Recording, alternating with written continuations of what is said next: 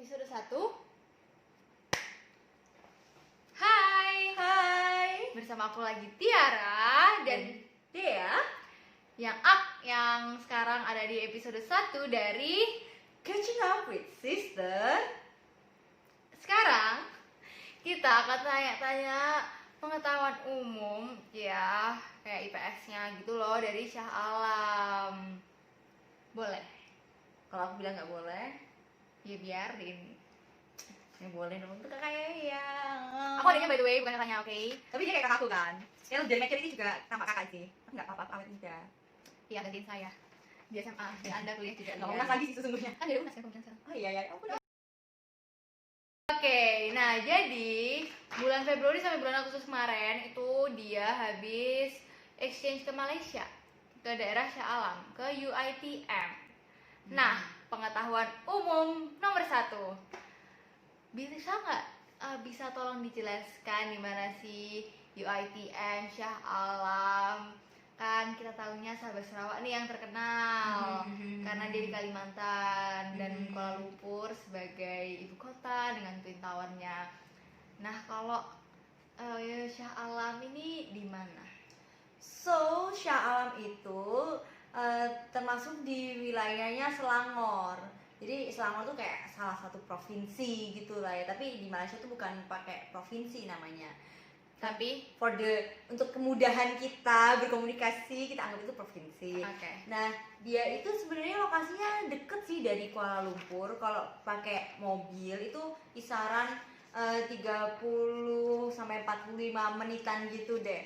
Tapi kalau pakai kereta itu kurang lebih 1 jaman gitu. Tapi keretanya nyaman kok, ber-AC, tempat duduknya banyak, dan juga kita nggak perlu ganti-ganti kereta gitu loh untuk ke sana ya. Jadi ya nyaman Kereta gitu. cepat atau kereta lama? KRL atau Sebenarnya rasanya cepet, cuman karena banyak stop jadinya rasanya lama gitu. ada jalan tol? Ya ada jalan tol, cuman ya untuk mobil kan sih. Iya sih, nggak ada bis. Ada, cuman kayak lebih praktis aja gitu kalau kita pakai kereta. Kalau mau yang murah gitu ya, kayak habisnya tuh cuman berapa ya, kurang dari 10.000, kurang dari 30.000. Sebenarnya kalau kamu pakai Grab ya dari area Shah Alam ke KL itu kamu bisa habis 150 ribuan. Wow, aku yang nggak pernah di Surabaya 150.000 ya nggak sih? Iya, saking mahalnya, makanya kayak saya sebagai mahasiswa bela-belain demi 30.000 versus 150 ribuan kayak 1:5 ya lumayan gitu kan. betul sekali. Nah terus kan bukan juga exchange-nya kan di Shah Alam di UiTM. Nah ceritain dong exchange UiTM ini namanya apa, atau 5W1 hanya UiTM, exchange UiTM gitulah. So basically aku bisa ikut program exchange ini karena Fakultas Hukum UNAIR itu ada kerjasama dengan UiTM gitu. But bukan berarti kayak aku bisa pengen ikut terus langsung berangkat gitu, enggak sih. Tetap aja kita harus submit dokumen kayak motivation letter, CV, terus juga surat rekomendasi dari dosen gitu. Dan asik sih menurut aku programnya gitu, dan menurut aku benefitnya banyak gitu. Jadi dari UNAIR dapat bantuan dana, dan di sana itu kita nggak perlu mikirin biaya akomodasi karena apartemen itu udah di cover sama mereka gitu. So basically tinggal aku cover biaya hidup aja, dan biaya hidup ini juga dapat bantuan dari UNAIR. So it was a really good deal. Tapi tiket sama visa ngurus sendiri? Iya ngurus sendiri sih, bukan sendiri yang kayak independen banget gitu, enggak. Tapi kita tetap harus ngumpulin berkas. Itu ada yang langsung ke pihak Malaysianya, ke MJS, ada juga yang kita kirim ke dosen staff di UiTM gitu. Oke, yang ribet-ribet udah beres ya. Ayo nggak jadi. Kita ke makanan, kita ke daily life-nya dulu.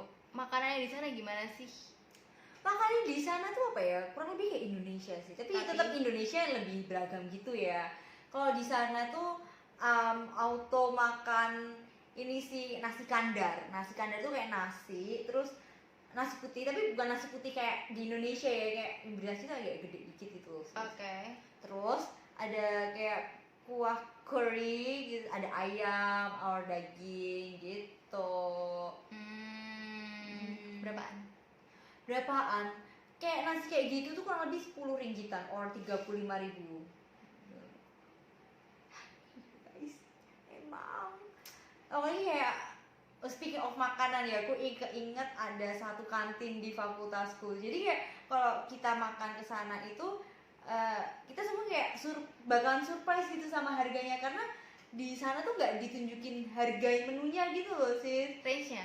Nggak ada, jadi kayak Wow. kita hanya bisa mikir oke, kalau harga ayam pasti lebih mahal dari telur, jadi kalau kamu mau ngemat ya udah makan sayur sama telur aja. Wow. Gitu deh. Jadi kayak bener-bener tergantung sama pakcik atau makciknya yang jualan. Kalau misalnya dapet orang yang oke, harganya bisa diskon, tapi kalau enggak ya Berarti kayak ya ada satu orang yang emang biasanya lebih murah gitu, berarti tinggal cari langganan aja kan. ya itu dia. Tapi kan langganannya kayak hoki-hokian juga gitu. Iya, Siapa iya. tahu tiba-tiba ini. Dan speak of makanan ya, kayak aduh aku kangen sih sama tempat nongkinya di Indonesia. Kalau di Indonesia tuh kayak kita nongkrong kayak makan di mall gitu, kayak 35.000 bisa dapet makanan gak sih sis? Iya. Dan kayaknya 35.000 tuh udah lumayan kan ya, kayak kamu Enggak. Itu enggak. Saya sebagai pelajar, saya ingat saya tuh tidak ingin mengeluarkan duit banyak-banyak kalau ke mall.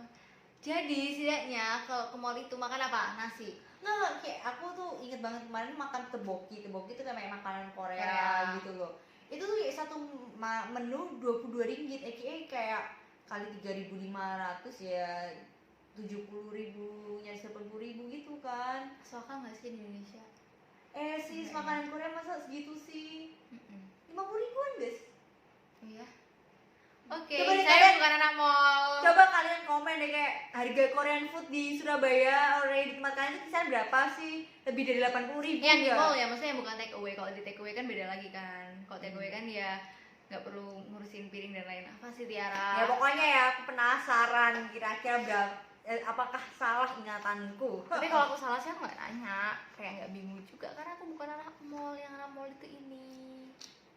Aku bukan anak mall. Tapi bener kayak orang-orang di sana tetap ya gitu.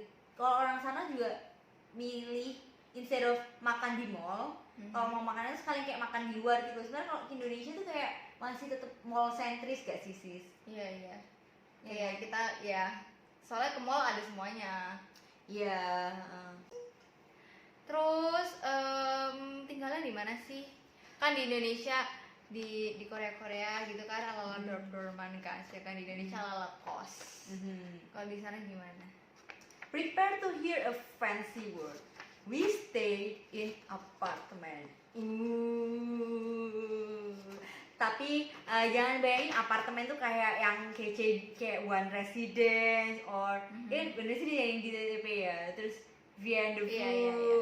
Kayak ini berbeda banget guys. Ini kayak punya aku tuh satu unit ada 3 kamar. Nah 2 kamarnya itu untuk satu orang gitu, tapi kamar mandinya di luar. Terus yang satunya lagi tuh kamar untuk berdua, tapi kamar mandinya di dalam.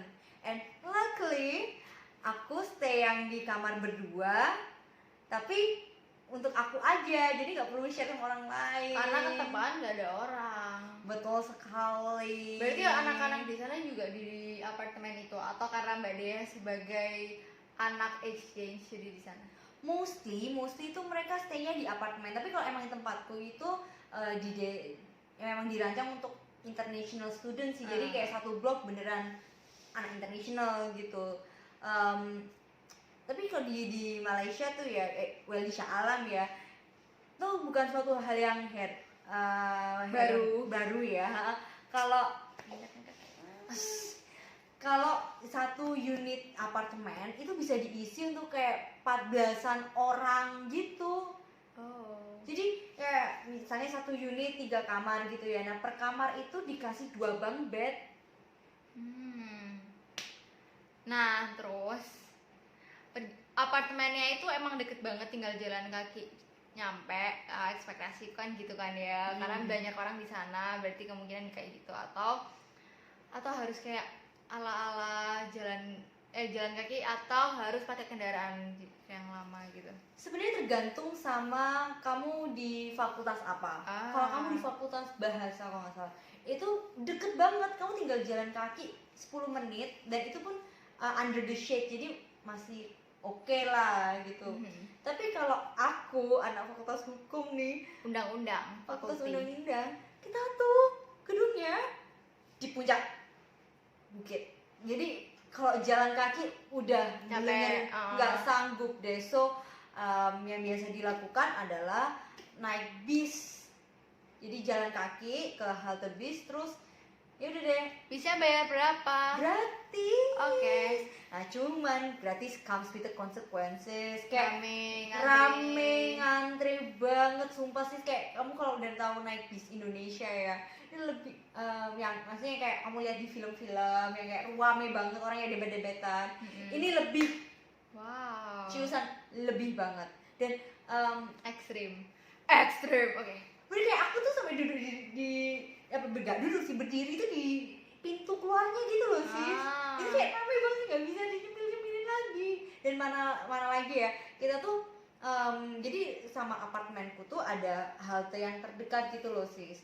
Nah tapi aku nggak pernah pakai halte itu karena di situ pasti penuh gitu. So aku harus jalan ya 5 menitan lagi demi mendapatkan halte yang bisnya lebih banyak gitu loh. Ya mendingan 5 menit lah daripada jalan kaki naik turun bukit. Terus sekali, but like kalau kamu pakai Grab ya, itu kamu bisa nyampe tuh kayak 5 menit. Tapi kalau pakai bis, kamu harus prepare, misalnya kamu kelas jam 8 ya, kamu udah di halte jam 7 karena kamu nggak ngerti kapan bisnya itu datang. Nah, itu tadi sok-sokan. Nah, itu tadi penjelasan umum tentang Exchanger dia Alma Putri Diavira di UiTM Malaysia, University of Technology Mara, Malaysia. Nah, karena doi exchange-nya bulan Februari sampai Agustus, which means Indonesia heboh COVID itu kan Maret 17 udah mulai PSBB. Nah, kita akan tanya-tanya kira-kira gimana ya kuliah pas lagi COVID. Penasaran nggak ya? So stay tune in this channel, subscribe channel ini karena kita akan posting konten menarik lainnya. Akan ada banyak banget ceritanya, akan dijelasin secara detail. Terserah sih mau detail atau gimana, nanti dia bakal buat polling di Instagram lah ya. Yang pasti kalian komen aja kalau misalnya ada topik yang ingin kalian ketahui gitu.